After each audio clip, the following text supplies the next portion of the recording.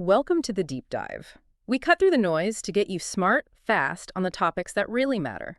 Today, we're plunging headfirst into the exhilarating, often brutal world of NFL survivor pools. If you've ever thought about joining one, or maybe you're already knee-deep in those heart-pounding weekly decisions, well, this deep dive is definitely for you. We're really zeroing in on week one strategies because, let's be honest, a lot of seasons end right there, almost before they've begun. That's so true. Week one is, it's a minefield, packed with excitement, but also, potential disaster. So our mission today is basically to arm you with the strategic insights you need to navigate this high-pressure game. We've gone through articles, expert analysis, historical data, really tried to pull out the crucial nuggets of knowledge. We want to help you make informed decisions, ones that balance calculated risk with potential reward, moving way beyond just, guessing. Right. And for anyone listening who's maybe new to this specific kind of gridiron challenge, a survivor pool is, on the surface, pretty simple. Each week, you pick one NFL team you think will win. Straight up. Simple enough. But if your team loses, you're out. Done. No second chances. Ouch. And here's the real kicker. Once you pick a team, say the Chiefs in week one, you can't use them again for the whole season. Yeah, that constraint is key. Simple rules, sure, but the strategy involved, the luck, the sheer pressure, especially week one, it makes it an absolute thrill. And it's often that opening week, isn't it, that sees the biggest upsets and knocks out the most players. Absolutely. It's a massive shakeout period. So, okay, let's unpack this. You mentioned it's not just about picking a winner, but a strategic decision, one with ripple effects. Beyond just a gut feeling, what are the core factors we need to be analyzing for week one to really set ourselves up right? That's the crucial difference, yeah. You're essentially picking a path, through a minefield, constantly weighing risk versus reward. The first big one, consistently highlighted in, all the research, is understanding team strength versus its specific matchup. Now, picking a powerhouse team against someone clearly weaker, that seems like a no-brainer, right? Seems safe, yeah. And often, it is a relatively safe bet. But here's the thing. For week one, burning a top-tier team like that early on, for what might be a pretty common win anyway, it means you've used up one of your really reliable options. Is that the best use? Or should you maybe save them for tougher weeks later when options get thin? That's the strategic puzzle. Huh. That's a really interesting angle. It's not just if they win, but the future cost of that pick. And building on that risk-reward balance, our sources talk a lot about this concept of value for week one. Now, value sounds a bit like, finance talk. What does it really mean in the context of a survivor pick? Value is absolutely central. It connects directly to your long-term game plan. Think of value like this. Let's say a team like the Kansas City Chiefs is playing and seems like a really safe pick. But if maybe 80% of your pool also picks them, your reward is just staying in, along with most everyone else. You haven't gained much ground, relatively speaking. Right, you just survived, but so did the crowd. Exactly. Now imagine you find another team, still a strong favorite, maybe slightly less obvious, and only, say, 20% of the pool picks them. If they win, that's huge value. You advanced, and you did it differently than the big crowd. If that popular pick stumbles, you've gained a massive edge. Okay, let's paint a picture there. Say the Chiefs are heavy favorites, playing a weaker team, and maybe 60% of your pool jumps on them. But you, doing your homework, spot another strong team, maybe the Buffalo Bills, playing a respectable but beatable opponent. Only 15% pick the Bills. Okay. If both win, you're both safe. Fine. But if the Chiefs somehow lose and upsets happen all the time in the NFL, They certainly do. then boom, 60% of your pool is gone. And you, with your Bills pick, are suddenly in a much, much stronger position going forward. That's the value play. That is precisely it. It's about differentiating yourself intelligently, not just randomly. And beyond that kind of strategic thinking, what about immediate warning signs? Things that should make you slam on the brakes for a week one pick. Yeah, good question. So beyond just the schedule or a team's general hype, what are those immediate red flags we need to watch out for in week one? Number one, always check the injury reports. Yeah. And check them late in the week, too. A key injury that pops up late, starting QB, star running back, maybe a crucial offensive lineman or defensive star that can completely change the game's dynamics. Totally. A team's whole game plan might hinge on one or two guys. And don't overlook QB changes. A backup might be capable, but the timing, the rapport, it's often just not the same, especially early on. Week one is when teams are still finding their rhythm, so any disruption like that can be magnified. Yeah, I remember reading about that 2021 opener the sources mentioned. The Tampa Bay Buccaneers, Everyone thought they were a lock. Total no-brainer pick. Right, defending champs Brady looked solid. And bam, they lost to the Saints. Shocking upset. A ton of Survivor players went down with them. That's the perfect example of how maybe a subtle injury or a matchup nuance people overlooked can just torpedo your whole season right out of the gate. I actually made that mistake once myself. Ignored a questionable tag on a key running back because I was so sure. Okay. He barely played, team struggled, I was out. It really hammers home how those minor details aren't minor at all in week one. Okay, so with those critical factors, matchups, value, injuries, let's get down to brass tacks. If we look at what some of the pros are saying, people who live and breathe this stuff like R.J. White, who are the teams getting the nod for week one. I keep hearing Kansas City Chiefs mentioned. Is White backing them too? He often does, yeah. Yeah. Many experts, R.J. White included, frequently point to the Kansas City Chiefs as a top or at least very solid week one option. White specifically has highlighted them before, citing the obvious things. Their consistently potent offense, usually a favorable opening matchup, just their overall experience and poise. They represent, a robust choice. Sometimes predictable, maybe because everyone knows how good they are, but that reliability is appealing. Makes sense. Are there other strong contenders, though? Maybe offering different strategic angles, perhaps a bit more of that value we were talking about? Oh, absolutely. You often see the Buffalo Bills discussed. High-powered offense, usually facing a manageable week one opponent. They offer a compelling alternative, especially if you want a high ceiling and maybe slightly lower ownership than the absolute top favorite. Okay. They definitely have the firepower. And depending on who they draw week one, the Philadelphia Eagles are another one. Strong running game, solid defense. Yeah. They can be a really formidable pick too. Each has unique strengths, but it always comes down to their specific matchup that week. You can't just pick based on the name. Right, context is everything. Now, flip side, what about teams we should probably steer clear of in week one, even if they have some buzz or a big fan base? Yeah, it's not about writing teams off for the whole season, but just recognizing that week one risk. Generally, you want to avoid teams facing really tough matchups. Yeah. Especially division rivals. Oh, yeah, those are always wild cards. It's exactly. Division games are notoriously unpredictable. Familiarity breeds contempt, and upsets happen.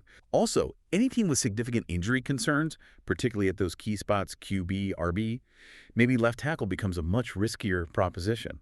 Think about a rookie quarterback making his first start against a really tough veteran defense. That's often a recipe for disaster in Survivor, especially when you only get one shot per team. So it sounds like we really need to look past the jersey, past the history, even if it's a legendary franchise. Previous success doesn't guarantee week one success. Precisely.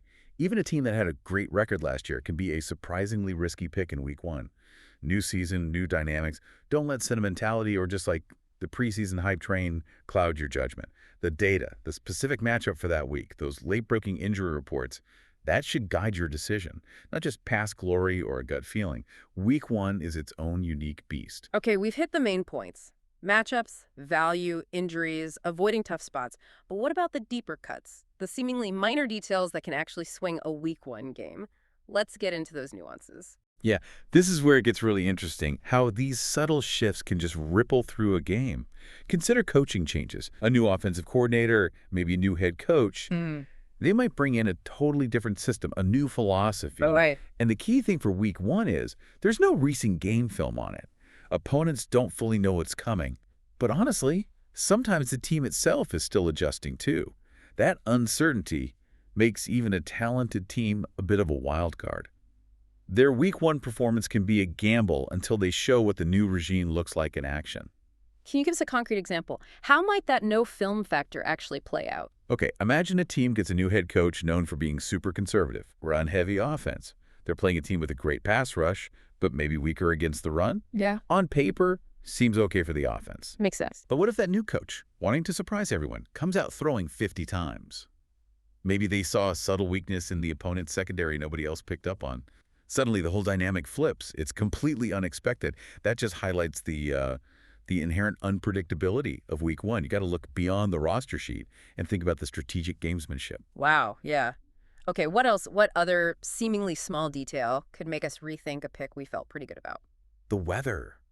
It's so basic, but people genuinely overlook it. It could be a massive equalizer or advantage. Right, like rain or wind. Exactly.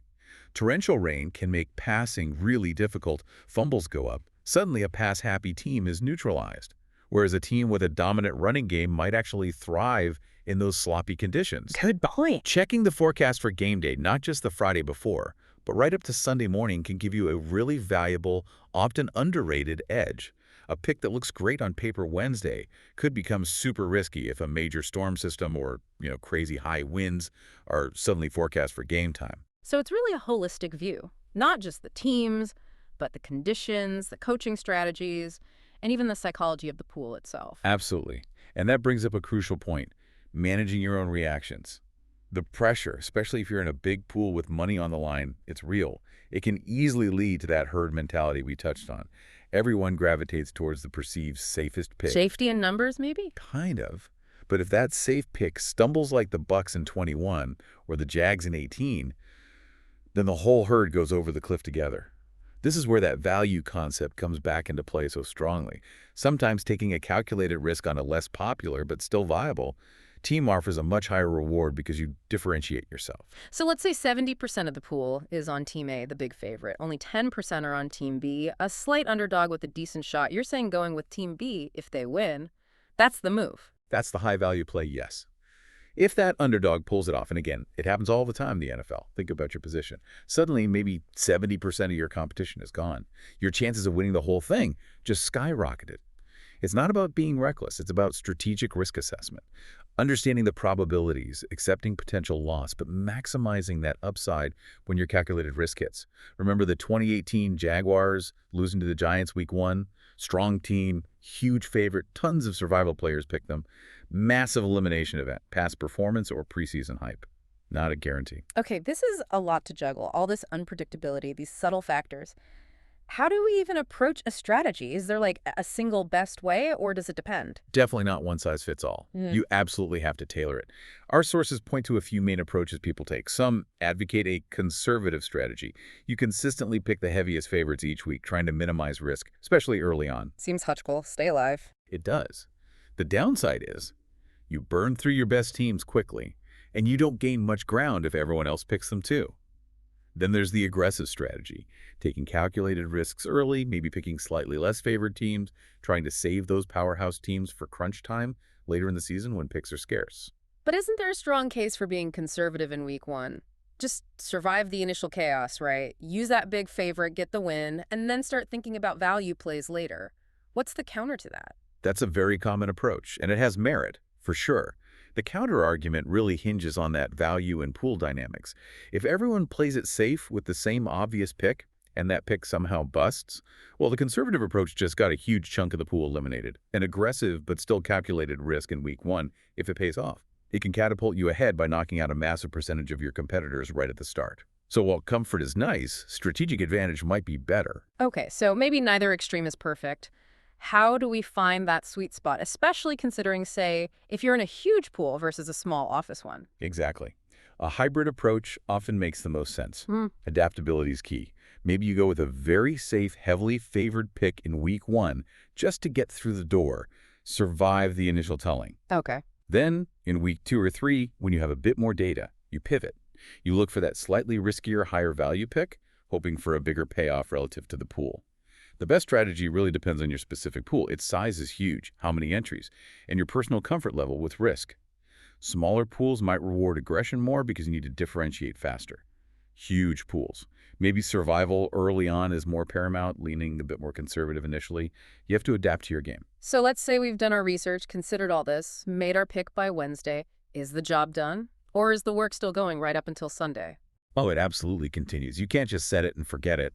Relying on Tuesday's info on Sunday is asking for trouble. You have to stay informed all week, follow the news closely.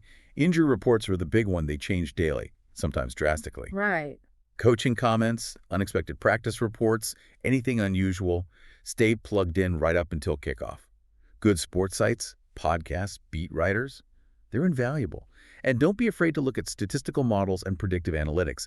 There are reputable sites and apps out there that offer advanced insights, win probabilities. Use those tools. At the end of the day, it's a game of information, strategy, and yeah, you need some luck. But you can definitely improve your odds with good info and process. Well, as we wrap this up, it's really clear that winning, or even just surviving long in one of these pools, it's a way more than just luck. It's a real skill that rewards paying attention. It really is. Just remember those core ideas. Do your homework on matchups and the underlying factors. Make strategic decisions thinking weeks ahead, not just for Sunday. Be ready to adapt if news breaks. And manage your own emotions. Avoid the herd mentality. Look closely at those matchups. Always factor in upset potential. And think about diversifying your strategy based on your pool and how much risk you can stomach. Don't just follow the crowd. Find those value picks that give you an edge. And critically, remember it's a marathon, not a sprint. Manage your expectations. Learn from mistakes, because you probably make some, and just be ready to adapt week to week. The NFL is predictably unpredictable, right? That's what makes it, and these pools, so darn compelling. Absolutely. So here's a final thought to chew on. What seemingly minor detail from our deep dive today will you focus on most when making your next big strategic decision, whether that's in a survivor pool or maybe even somewhere else in life? Something to consider.